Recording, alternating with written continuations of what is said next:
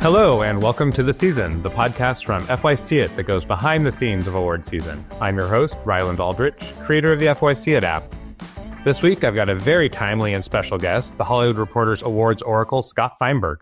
Scott gave us a behind-the-curtain peek at what goes into creating his famous Feinberg Forecast, and we had a nice chat about the films in this year's race. Please stick around for that. But first, here's a rundown of a very busy week in awards news. We're recording this on Monday, and the Golden Globe nominations have just been announced. The nominees for the top prize of Best Film Drama are The Brutalist, A Complete Unknown, Conclave, Dune Part 2, Nickel Boys, and September 5. The nominees for Best Film Musical or Comedy are Anora, Challengers, Emilia Perez, A Real Pain, The Substance, and Wicked. Emilia Perez led overall with 10 total nominations. On the TV side, The Bear leads with 5 nominations, while Shogun and Only Murders in the Building each received 4 noms. The LA Film Critics Association announced picks over the weekend, with Anora winning Best Picture and The Brutalist as runner-up. This comes on the heels of the New York Film Critics Circle naming The Brutalist as their top film last week, while giving Anora its Best Screenplay prize. A Real Pain took the screenwriting prize at LAFCA, with Anora as runner-up. Both critics groups named All We Imagine as Light as Best International Film and Flow as Best Animated Film. The Film Independent Spirit nominees were also announced since we last recorded. The nominees for Best Feature are Anora, I Saw the TV Glow, Nickel Boys, Sing Sing, and The Substance.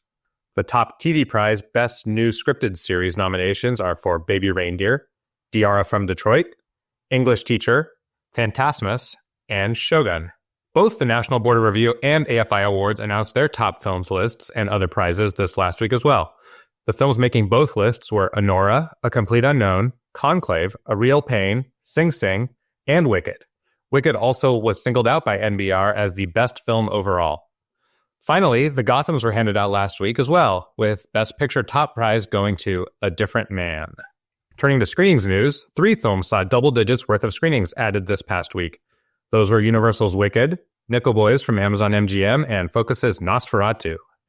Netflix's The 6888 was the only film this last week that saw screenings added to the calendar for the first time in the season. Wow, there is a lot going on this week. And hey, we're exploring some changes for the way we start this podcast. Do you have feedback? Write us at podcast@fycit.app and let us know. We're always looking for ways to improve the season and would love to hear from you. And if you're an awards voter and not yet using FYCit, head over to fycit.app to download the app for free and stay on top of all the latest FYC screenings. Now let's get to our conversation with Scott Feinberg.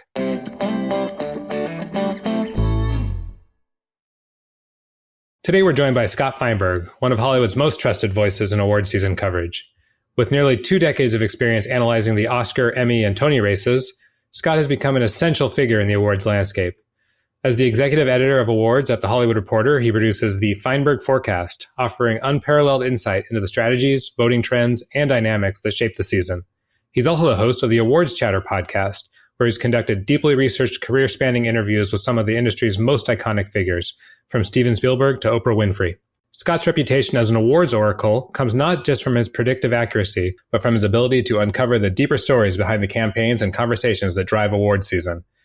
With this year's Oscars race heating up, Scott joins us to share what it's like to be at the center of Hollywood's most competitive season. So Scott, how's your season? Well, thank you for that very nice introduction. The season's going all right. How about you? It's good. Yeah, things are starting to come into focus a bit more, I guess. We're recording this on Thursday the 5th, so Golden Globe noms and some other important awards will have dropped by the time people hear this. But it still seems like a fairly wide open fall. Or does it just always feel this way? No, I mean, like this time last year, it was sort of down to Oppenheimer and Barbie, I think. And really, Oppenheimer was beginning to, I think, kind of pull away. And this year, we've got at least 5 movies heading into Christmas break that still seem to have a real shot at claiming the frontrunner status, and many more fighting for the other 5 slots. So I think it is one of the more wide open years. So that sort of unpredictability makes me always wonder, how do you approach making your predictions? And when the landscape feels as open as it does now, there's so many variables that go into award success. Is there something in particular you think about when it comes to ranking momentum and box office and what you're hearing from voters on the ground, or maybe other factors? You know what? It's not an exact science in any way, but it's sort of weighing a bunch of different things. First of all, knowing to some degree what the Academy historically has done is important, but obviously also in recent years, the Academy's changed quite a lot. So that is not enough to go on. You know, there was a time when you could have said, oh, a historic epic, you know, about a real person, you know, you could sort of map out what are the things that always play with these guys. That is very much less the case, certainly post Oscar So White, when they've really added a lot of new members. It's a lot more of a diverse organization, and they've gone for very different things, whether it's Everything Everywhere All at Once or Parasite, both examples of movies that just a few years ago would have been very hard to imagine doing as well as they ended up doing. But so these days it's history, but it's also, you know, looking at what the studios themselves are prioritizing as their most likely and contenders, the things that they're supporting. It's looking at what has played well at the film festivals or commercially. It's looking at some of these early awards ceremonies, like we've had a bunch of in the last several days, and knowing which of those actually are historically somewhat predictive and which of them are not, and knowing who's voting for those and who's not. You know, it's great for the profiles of movies that receive recognition from something like the Gotham Awards or the New York Film Critics Circle Awards. But the reality is the people who vote for those are not at all correlative with the people who are voting for the Oscars. So there's a lot of different factors, and it's very fluid. There's a lot of things that can still change at this stage of the season, because we haven't even had any of the industry groups, the people that are reflective of who's in the Academy, the guilds. They still have to come in, and they're coming in the next week or two, and then we'll have probably a clearer sense of where things are going. How much does your own personal opinion factor into this? I would honestly say not at all. My goal is not to advocate. I know there are people that see something like September 5th and have assumed that the reason I've had it higher than certain other people is because I must be a fan, which I'm a fan of a lot of these movies that I don't have high up. There have been people that have implied that I have it up there because I'm Jewish, which, yes, I am Jewish, but that does not influence my, I think some of those people are coming from not a nice place when they bring that up. But no, look, if I was trying to influence the race, I would be a film critic. I'm not a film critic. I'm trying to, in some ways, reflect what I believe is happening. And there is no correct answer, really, until you get to the actual nominations or the actual ceremony. So that's why some of my fellow pundits and I will disagree about things, but there's no knowing who's right or wrong until we get some actual results. So you mentioned your fellow pundits. Are you looking at other prognosticators' lists to see how things stack up as the season moves along?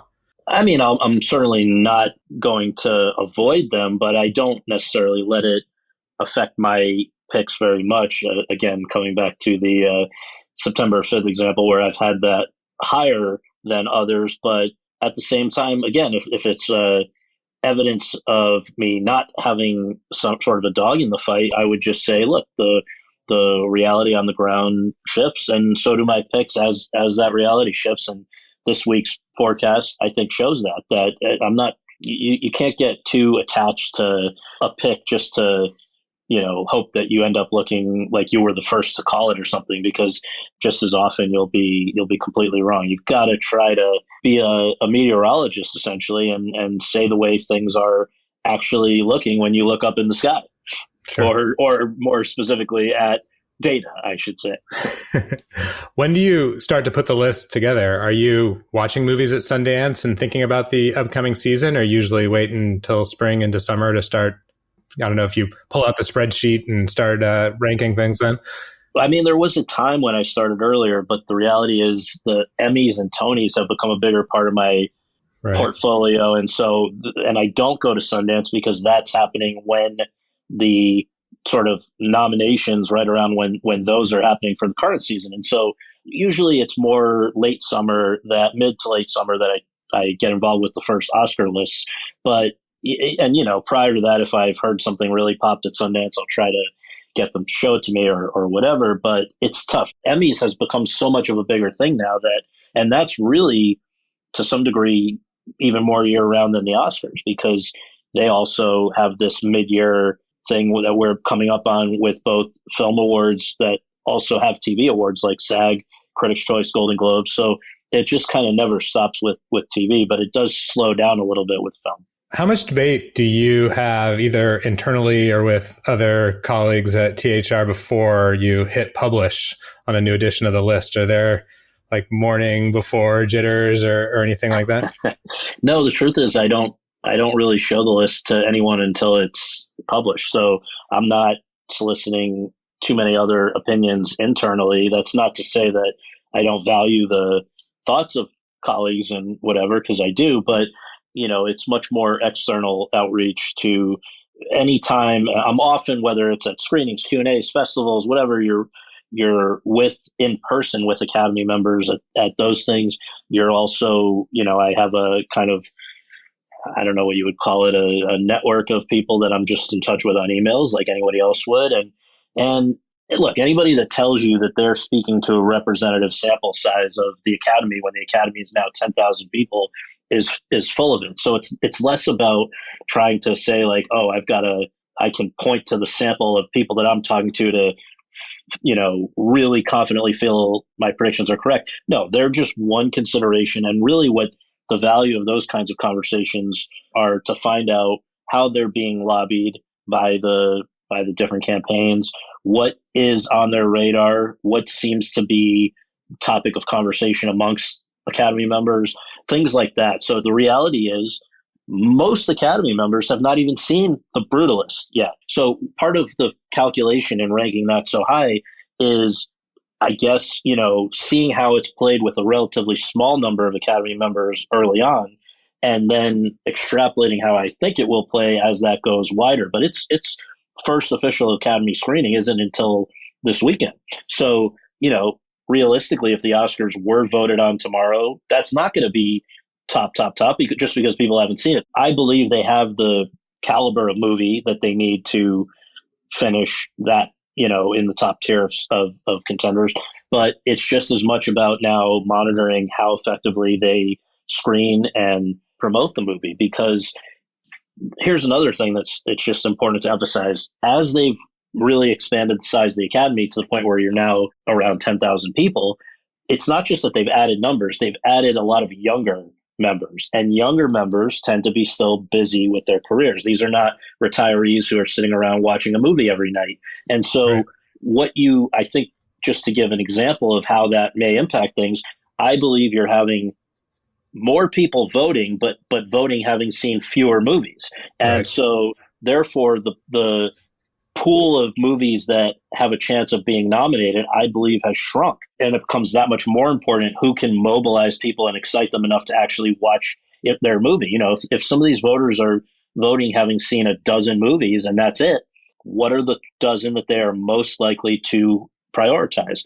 Because you can't usually vote for something or won't vote for something that you haven't seen. It has happened, but for the most part, it becomes so important to try to get people in the door. That's why they do these, screenings with a Q&A or with a reception or whatever, because that makes it that much more likely that somebody might actually, show up to watch the movie. And I think the campaigns for that reason are more important than ever, but also harder to execute than ever, because you've now got a more global Academy than ever. You got people in over 150 countries, and you can't do, theatrical screenings for everybody. And so you have to get more creative than I think you used to. Yeah, though some certainly try. You see some of the lists of amount of cities that some of these films are playing around the world. It's pretty impressive. Yeah. So maybe we could talk just a little bit about the specifics of one aspect of the list, this sort of top spot. You mentioned having September 5 up there for quite a while. And in this latest edition, Conclave has taken over that top spot. Can you walk us through what went into that decision-making to say a film goes to a number one spot? What I would say is that I believe the first 6 here, certainly the first 5, which are Conclave, The Brutalist, Emilia Perez, Wicked, and Anora, are sort of interchangeable at this point. It's still early. None of them have run away with anything. Some of them did better at some of these early awards than others. Wicked did well at the NBR. Amelia Perez did not do great at some of these early awards, but did make the AFI list, which is not always a thing that happens for a non-English language movie. Brutalist, I believe, won New York Film Critics. Conclave didn't do so great with these early ones.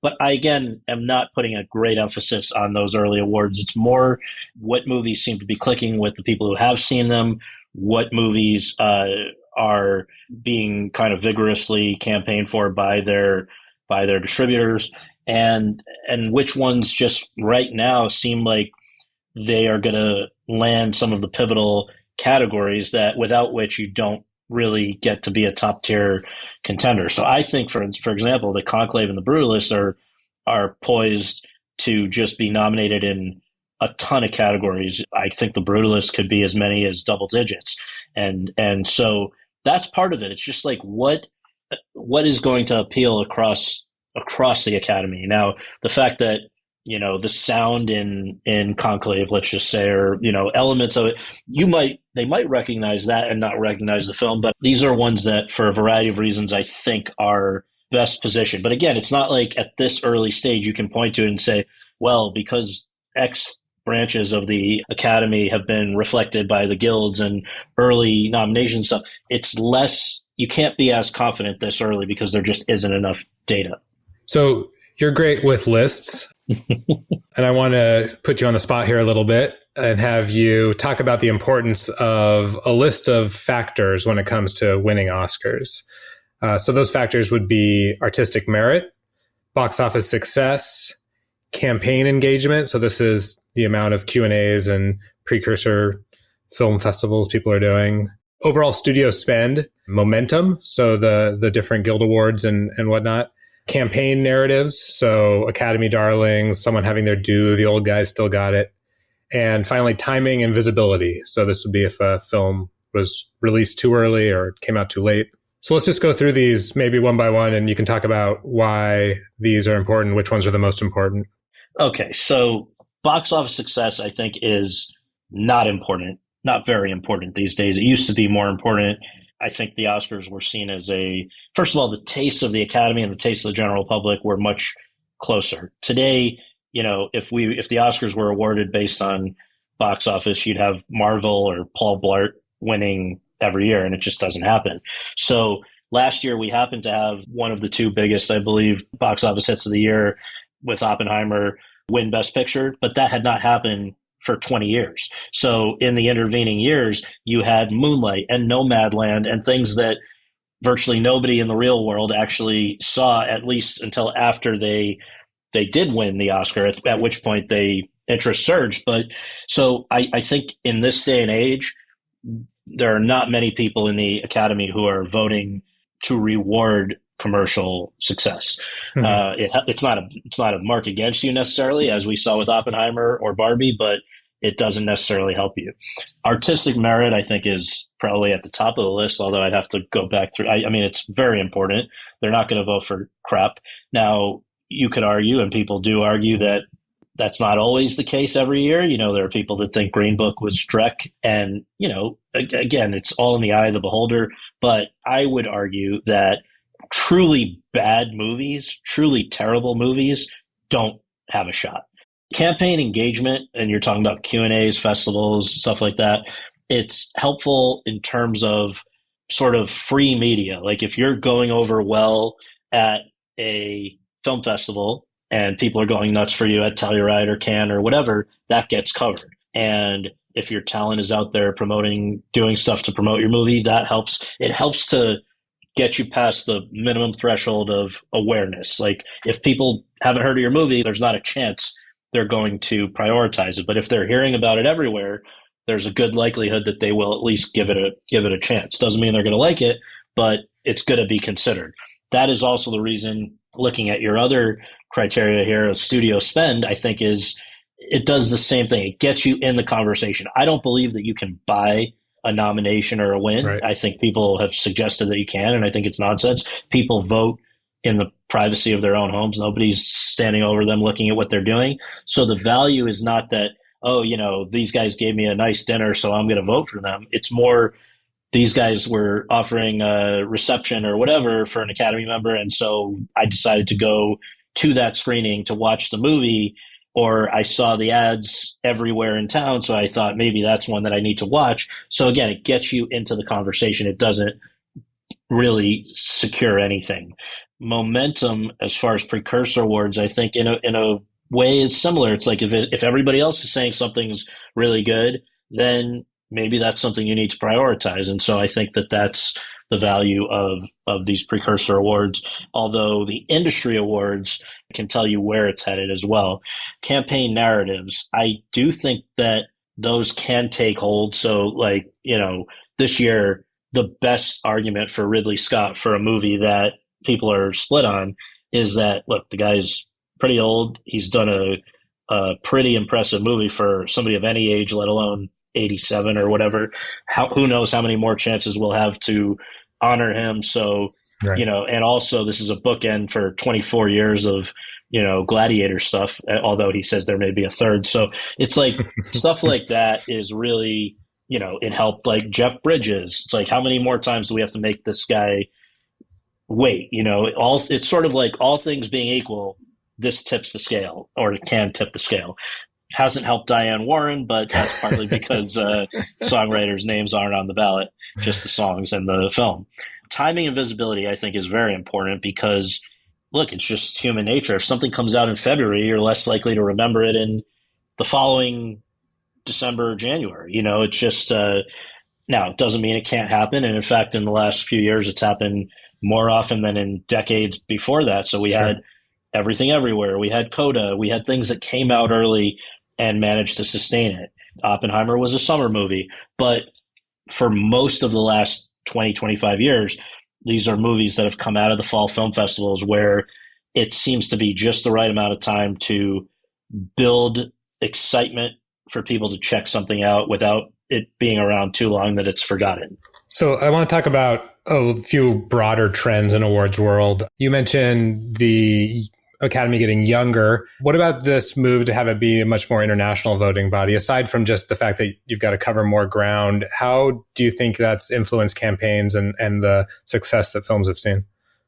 I mean, I think we've seen the internationalization of the Academy affecting even just the nominees. Like there are every year now at least one non-American filmmaker nominated for Best Director, often for a non-English language film. You've had more non-English language films nominated in the last decade than probably for Best Picture than all the decades prior to that. It just wasn't a frequent occurrence.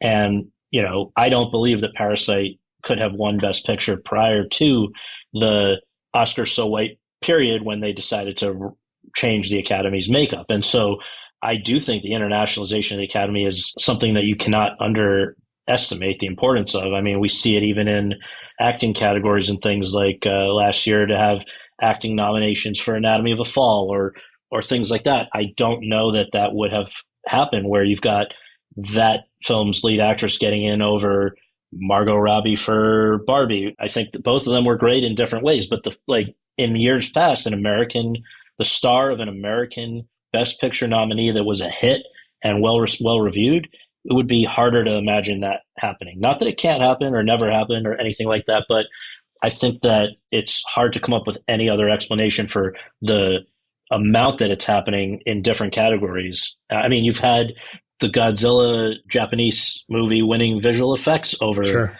bigger movies. So it's just across the board. So these sort of transitions we're seeing aren't just in the Academy of votership. We're also seeing transitions in the way people watch movies. Let's talk about Netflix a little bit. Do you have thoughts on the sort of current industry sentiment around Netflix? Do you think that their lack of real theatrical campaigns is hurting them with Academy voters, and can they break their Best Picture streak? I don't really think there's that much of I think it's been an excuse that people have used for why Netflix things haven't won in the past, but I don't think there are too many people that are like, I will never vote for a Netflix movie. I think All Quiet on the Western Front did pretty well in terms of nominations and wins and all of that. It's just, I think that is maybe another piece of information that reflects that the kinds of movies Netflix has been pushing for awards are movies that have tended to do very well at film festivals, but maybe don't translate as well to the small screen, which is where people who are watching them on Netflix or on the Academy streaming service, which is where a lot of the members watch them, like a 3.5 hour, whatever it is, Irishman, even though it's Scorsese, that's a tough sell for people. Roma, a black and white, non-English language movie that's also, I think, around 3 hours. That's a tough sell on their platform. Power of the Dog. It's a slow burn, and that played well at festivals where there's a, there's sort of a captive audience. When you're at home, if there's a lull, you need to go to the bathroom, and then you get distracted, or you get a sandwich, so I think that part of the reason why Apple was able to win Best Picture before Netflix with Coda was that Coda is a movie that doesn't really suffer by going from the big screen to the small screen. It's, right. It's not about that. It's just a nice, entertaining movie. I think this is the big kind of consideration that is often forgotten, is that even though it's the Academy of Motion Picture Arts and Sciences, even the Academy has accepted that most people are not seeing most movies on the big screen in their organization because they have their own streaming service for their members. Like and they've been doing screeners forever, for decades, because at the end of the day, most filmmakers would rather have their movie watched in some form than not at all, even if it's not the ideal form. Once in a while, you get a James Cameron or Spielberg with an epic movie who say, hold off, we're not sending screeners, or we're not sending them till the very last minute. But most people accept that you gotta play that game. And so I think that for Netflix, it's less about being Netflix or being a streamer than just picking the kinds of movies that might actually play for a wider audience. And so Amelia Perez is a interesting case study, because I don't think you necessarily lose a ton by having it go from the big screen to the small screen. But, there are other aspects of it that are a bit more polarizing for people. Speaking of the small screen, so much of the Oscars talk gets framed around the idea of ratings and the telecast, and people being concerned that not enough random Americans are going to tune in if there's not a big blockbuster in there. Does any of this really matter? Aren't the awards really about recognizing the best movies, the best artisans? Does it matter if the general public watches the show or if the show runs an extra 45 minutes? Well, it depends does it matter to who? So it matters to ABC because they don't want to put on a show that nobody watches or gets excited about. It matters to the Academy members because if you start kicking categories off, then people who are not in the actors branch assume that their category might be the next one to get kicked off. So they kind of unite and resist against that. And the Academies, it matters to the Academy overall because the vast majority of their revenue for all the things they do year round comes from the Oscars broadcasting fee that they get from ABC. Now, they also have their museum now, which has brought in some additional money, but also comes with additional costs. So, they're trying to diversify a little bit in anticipation of the fact that in 2028, when their current deal with ABC ends, they're not likely to get as much as they've been getting. So, it matters to different people for different reasons. And there's just the reason it hasn't really markedly changed the format of the Oscars in recent years is because it's almost impossible to do it without causing one constituency or another to completely flip out. And so, they tried it by saying we'll present some awards during commercials or, at another, like Popular Oscar was flirted with for a minute to try to bring in more people to offset the people that don't care about the other categories. But it's just a very tough formula to tinker with. Do you think it matters in the sense that if the revenue from ABC to the Academy was, say, cut in half because the viewership was cut in half because they just focused on, the hardcore fans, do you think that changes the awards industry in general, or it just changes how the Academy funds their initiatives? I mean, it would be very bad for the Academy for sure. But look, yeah, I mean, the reality is fewer people, especially younger people, care about movies.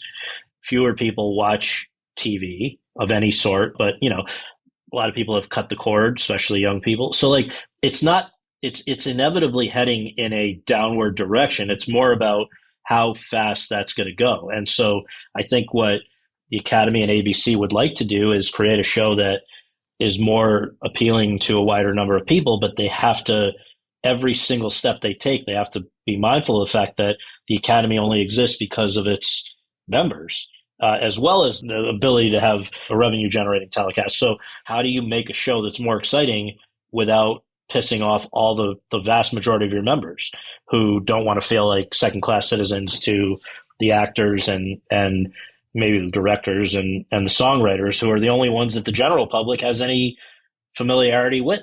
So it's a very, very tough problem to solve, or it would have been solved already. So if we're looking at just waving a magic wand and changing something, not dealing with the politics, not dealing with that, is there anything, not particularly about the telecast, but just award season in general, anything that you would change if you could snap your fingers about just the way it all plays out? One thing that I've often come back to is I think the Academy would do a great service to the industry and to the general public if they said, we are going to pick 5 of our best picture nominees at the end of the first half of the year and the other 5 at the end of the second half of the year, because that would incentivize releasing good movies throughout the year. Studios might not like it because what it would mean is that they have to kind of essentially be campaigning all year, but it would be great for movie lovers because you'd have more likely to have high quality movies throughout the year. But I don't know that's likely to happen, but I've certainly said that directly to Janet Yang, the president of the Academy, and Bill Kramer, the CEO. And there are other things, like I've often said I thought it would be a really cool and smart way to kind of raise excitement about the Oscars to have, you get a short list of best original song contenders where you get 15, and almost in any year, those 15 include a lot of big singers and songwriters. And so why are we not doing a concert of those 15 songs at the Hollywood Bowl that's filmed by ABC to help generate interest in the Oscars telecast that would follow? Like, to me, it's a no-brainer. I understand that, yeah, it's an additional project to take on and comes with certain costs as well. But like, there was a year or two ago where you would have had potentially Olivia Rodrigo, Dua Lipa, Billie Eilish, on and on and on. It's like would have been the hottest concert ticket of the year.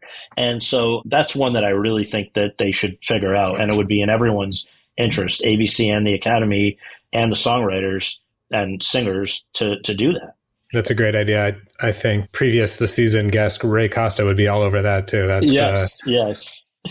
So we like to end all of our interviews on the season with a lightning round. These are just quick questions and quick answers. Sure.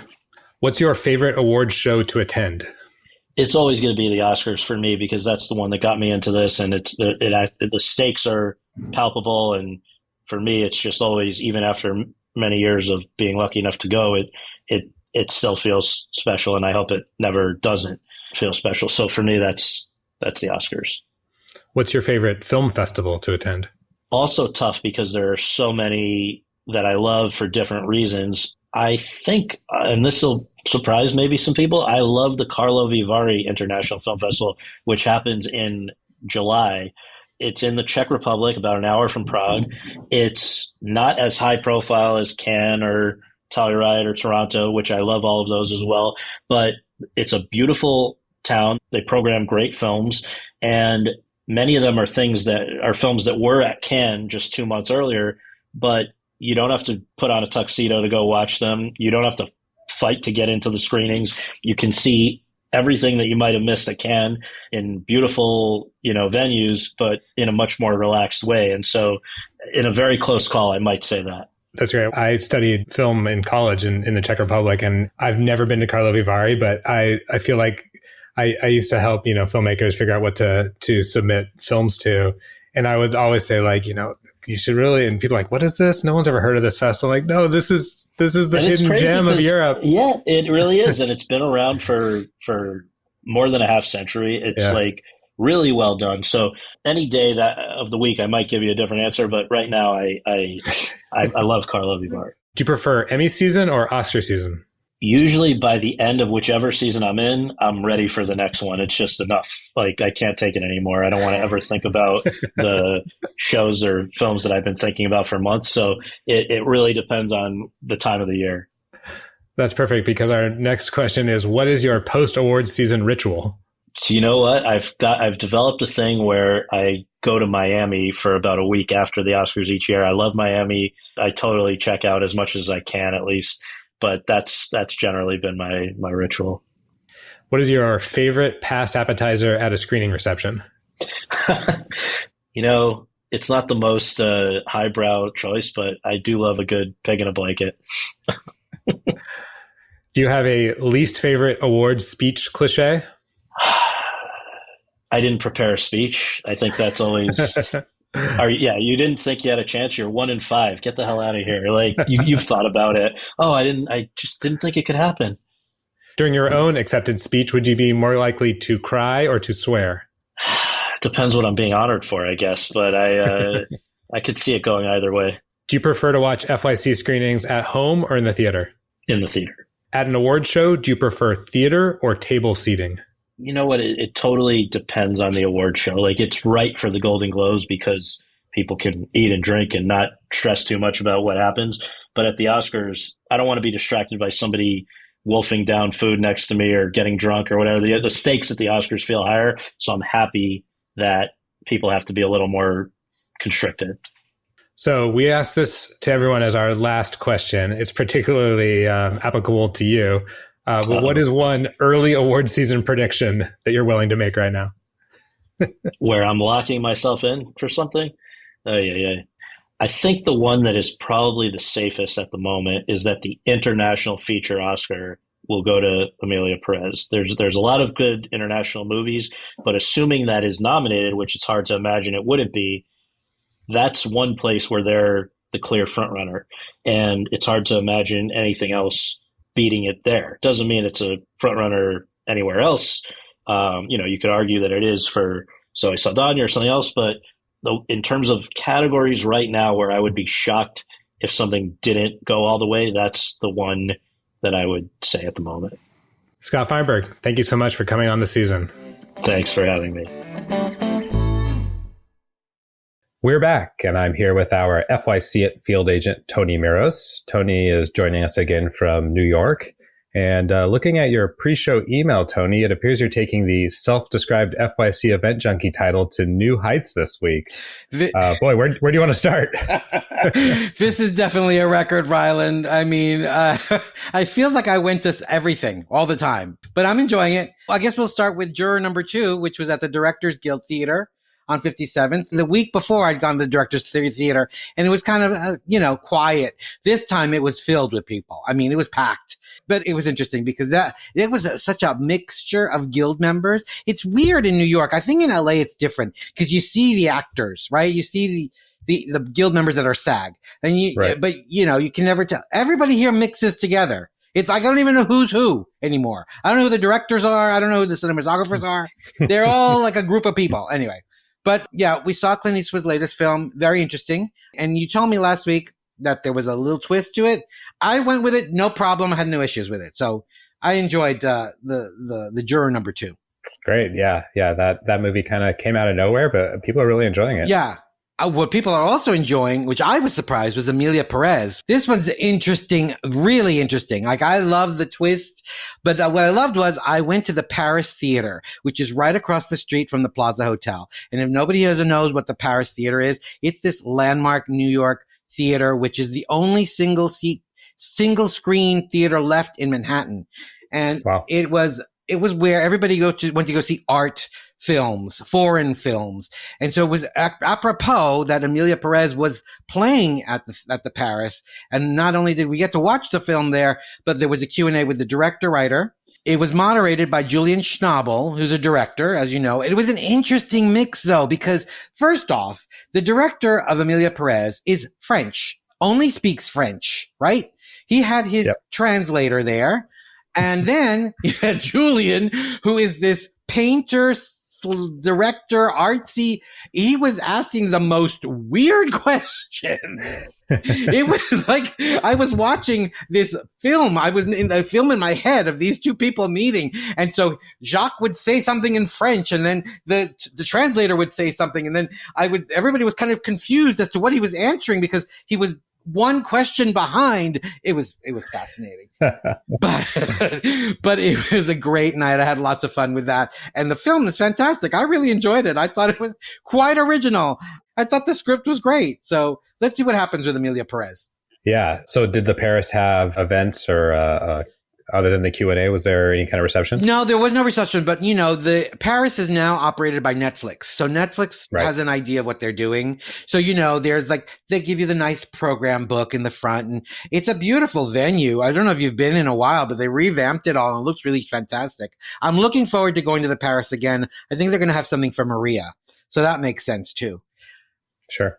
Then I went downtown to Soho House in the Meatpacking District to see Saturday Night, which I had not seen. I didn't, I knew it was about the very first episode of Saturday Night Live, but I had no idea what I was going to walk into.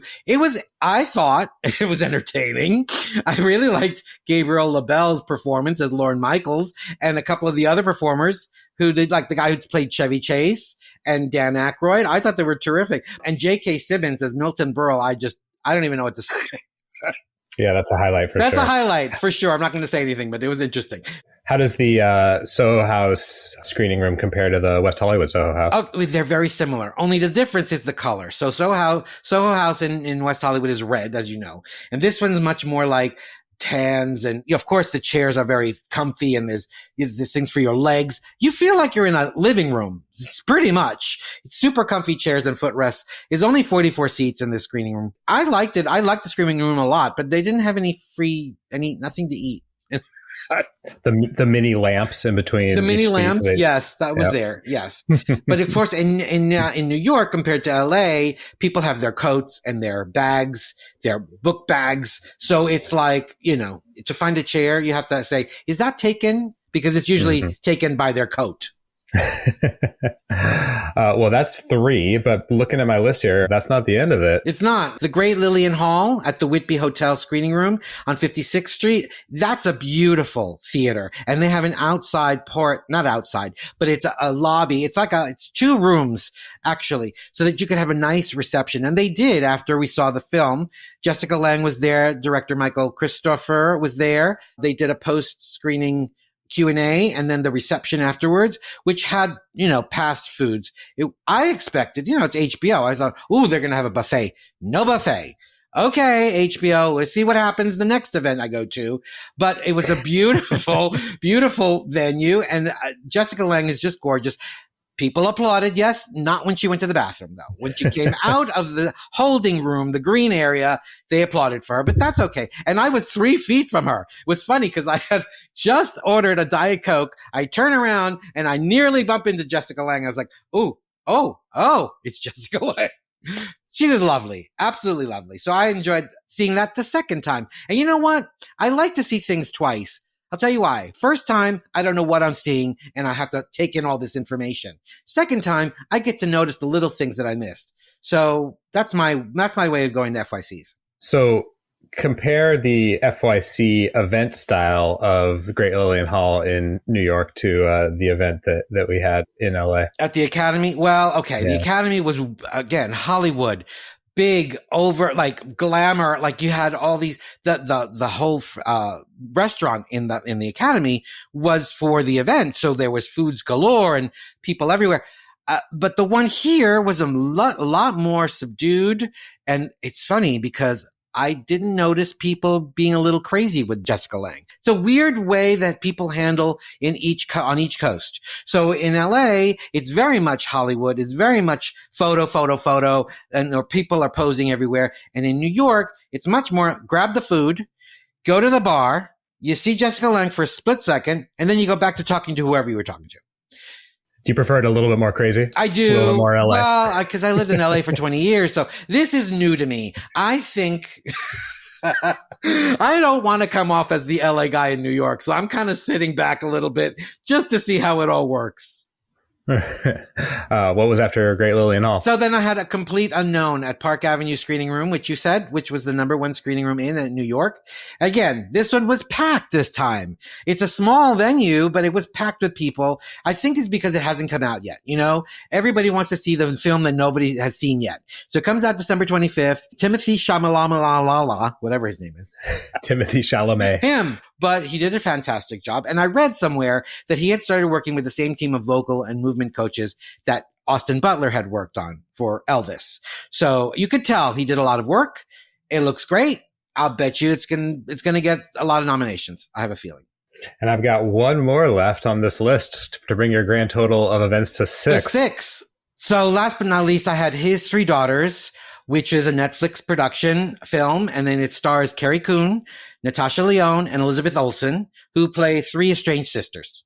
What I need to talk about is the venue. The Roxy Hotel in Tribeca is gorgeous. Gorgeous. It's a new hotel, but they made it look like it was turn of the century. So it's Art Deco. It has this vaulted 10,000 square foot atrium in the middle of the hotel. And then you go downstairs to the Roxy Cinema, which looks like a 1920s motion picture palace, pretty much, because you've got Art Deco design. They have a crafts cocktail and gourmet concession stand. And it's 118 seats, but it's like velvet seats and, you know, the red drapes everywhere. I was like, wow, I didn't even know this existed. So I liked the film. We had a Q&A with the director afterwards. He's very artsy. I got to tell you, his hair was going everywhere. He was very boisterous with his descriptions. But I got to tell you, the Roxy Hotel was fantastic. I loved it. That sounds great. Well, some week when we have a few less events to talk about, we'll get your full power rankings on screening rooms in New York, because you are doing an incredible job of pretty much hitting them all, Tony. So what do you got coming up this week? Well, thanks. I'm trying to get all the venues as I can. This week I've got Joker 2. Don't tell me about it. I haven't seen it. I have an FYC event for HBO. HBO, I'm coming to the next event. It's for industry at the Times Center on West 41st, and then back to the Park Avenue Screening Room for Challengers. So we'll see what happens this week. Fantastic. Thank you so much, Tony Meros, our FYC field agent, keeping very busy in New York City. And a big thanks to Scott Feinberg for a fascinating conversation. We'd love to hear what you think of the season. You can leave us a review on your podcast app or drop us a line at podcast@fycit.app. If you enjoyed today's episode, please tell a friend. And don't forget to follow us on social media at FYCIT app. You can also visit fycit.app to sign up for our newsletter, download the FYCIT app, and stay up to date on everything happening this award season. Thanks again for listening. Join us next week for another episode of The Season as we dive deeper into the stories behind the awards. Until then, remember, at FYCIT, award season starts here.